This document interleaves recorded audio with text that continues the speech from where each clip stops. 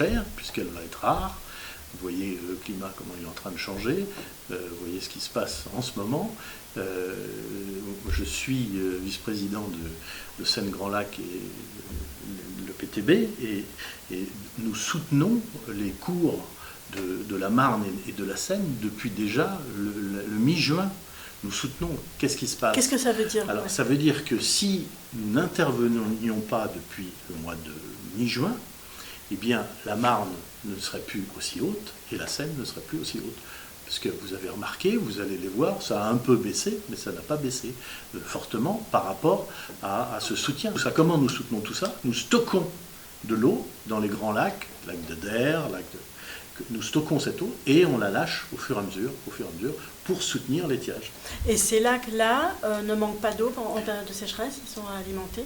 Alors l'eau n'arrive plus, mais comme on en a stocké beaucoup avant, en prévision de tout ça, eh bien on lâche au fur et à mesure. Donc ça se stocke comment? Dans des bassins de rétention? Ça se stocke dans les lacs construits, et on en construit d'autres là, puisque nous avons un gros projet sur la Bassée.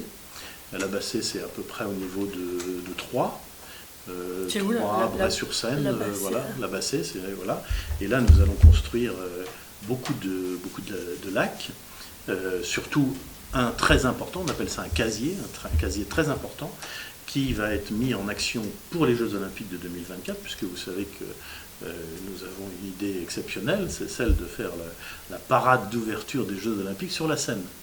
Or, il se peut qu'à au niveau du moment où ça va passer, eh bien, nous ayons des inondations. Vous imaginez pour le monde entier voir une inondation et cette parade d'inauguration annulée à cause des inondations. C'est impossible. Oui, donc, impensable. Impensable. Donc on est en train de travailler sur ce premier casier qui va permettre de réduire la crue de la Seine de 5 à 15 cm. Alors on dit plutôt 10, mais ça va être entre 5 et 15 cm. Donc les travaux sont commencés dans un chantier exceptionnel, un des plus gros de France actuellement, et un chantier très développement durable, puisqu'on va faire venir des matériaux par péniche. On construit des pontons, les matériaux seront tout à fait propres, rien de... Donc le chantier, ça sera du côté de Vers du côté, non, du côté de la Bassée, c'est à la Bassée. C'est à la Bassée, d'accord. Pour éviter que ça soit inondé. Pour éviter, et pour pouvoir stocker l'eau quand la Seine sera en crue. Et lâcher. Et la Seine,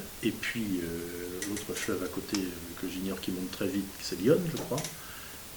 L'Yonne qui monte très très vite, puisque la Seine, on la voit monter. Ouais. On a cette chance, c'est qu'entre le moment où il y a la pluie et puis le moment où ça va déborder, on a quelques jours pour réagir. Mais je crois que c'est l'Yonne qui est juste à côté, où là, elle n'a pas de zouave pour la garder. J'allais dire elle démate. Mais en tout cas, elle sort de son lit et elle provoque des inondations fortes tout de suite. Donc, il faut qu'on puisse dériver l'eau dans des casiers, et là, dans ce premier casier, de façon à ce que la Seine n'inonde pas Paris. Parce qu'en fait, nous qui sommes en aval, eh bien, nous avons beaucoup d'importance.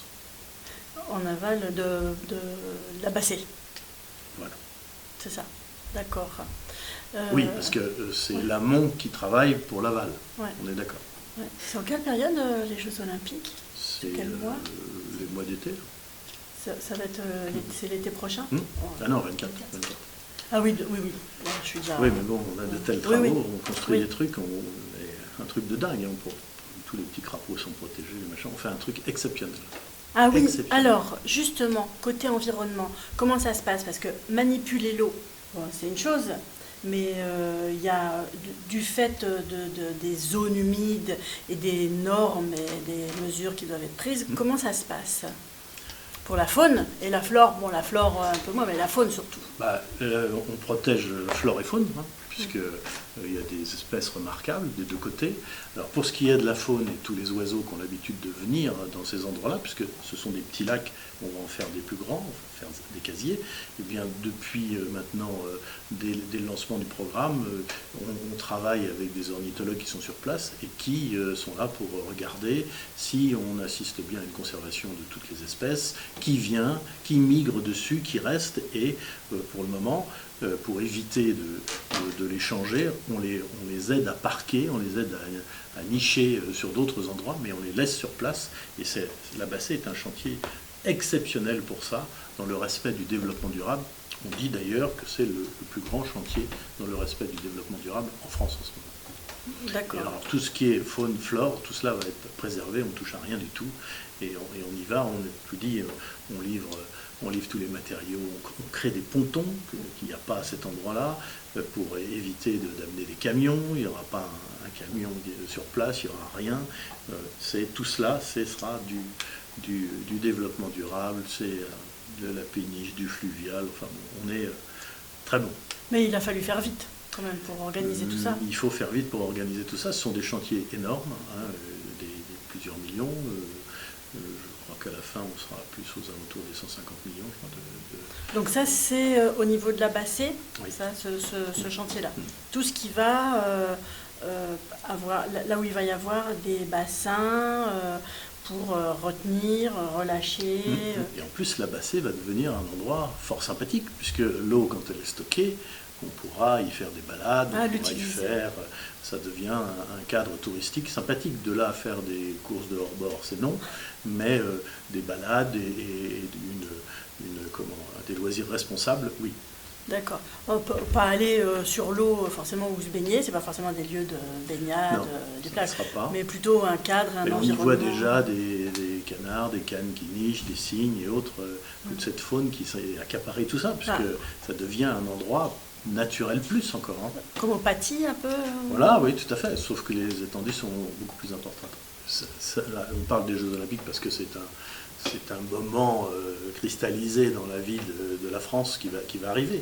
Mais tout ça va servir au-delà des Jeux Olympiques, bien entendu, puisque, je le disais tout à l'heure, l'eau est rare, l'eau va devenir de plus en plus chère, ce qui est rare est souvent cher, et puis il va falloir stocker notre eau, qui arrive brusquement, au contraire des années auparavant où on avait des épisodes de pluie, mais qui étaient plutôt longs. Là, on a des épisodes de pluie brusques et il va falloir garder cette eau plutôt qu'elle parte.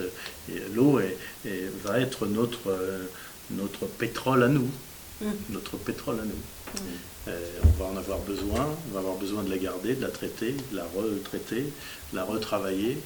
Mais les gens aujourd'hui ne s'en rendent pas bien compte. Et peut-être là, maintenant, en plus cette année, parce que on voit la sécheresse, on n'a plus le droit de s'en servir normalement, on n'a plus le droit d'aller arroser, on n'a plus le droit de tout ça, ou en tout cas d'être très précautionneux avec tout ça.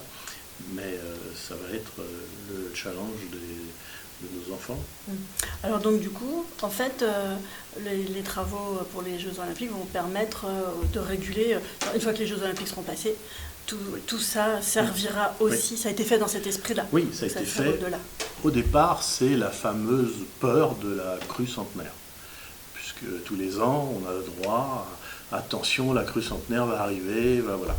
Et les normes que nous avions auparavant permettaient d'absorber une crue importante, mais c'était une crue quarantenaire, je ne sais pas si on dit ça, mais en tout cas c'était à peu près de cet ordre-là. Là, la norme est remontée beaucoup plus haut, puisqu'il faut craindre la fameuse crue centenaire qui avait noyé Paris. Il y a un très bon film que nous avons fait, nous, à l'EPTB, qui montre ce que serait une crue dans Meaux, par exemple. Eh bien, on voit l'eau qui arrive à hauteur de la moitié du Crédit Lyonnais, là, dans la petite rue du Grand Cerf, voilà. Et on voit l'eau qui arrive à ce niveau-là. Donc, il faut que... À la moitié de la façade ? Oui. Oui. Bien au-dessus des marches, alors. Oui.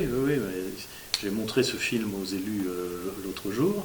C'est une certaine angoisse. Hein. Le film est impressionnant. Il montre tout le pays de Meaux et il montre l'eau, jusqu'où elle peut arriver en cas de forte inondation.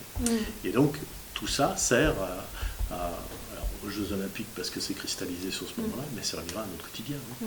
De garder cette eau et puis de nous la donner et de permettre à la batellerie de fonctionner, permettre au nucléaire de fonctionner, de donner l'électricité, permettre aux centrales nucléaires, on va chercher le terme tout à l'heure, permettre à tout ça de fonctionner encore, puisque sinon, là... il n'y a plus rien.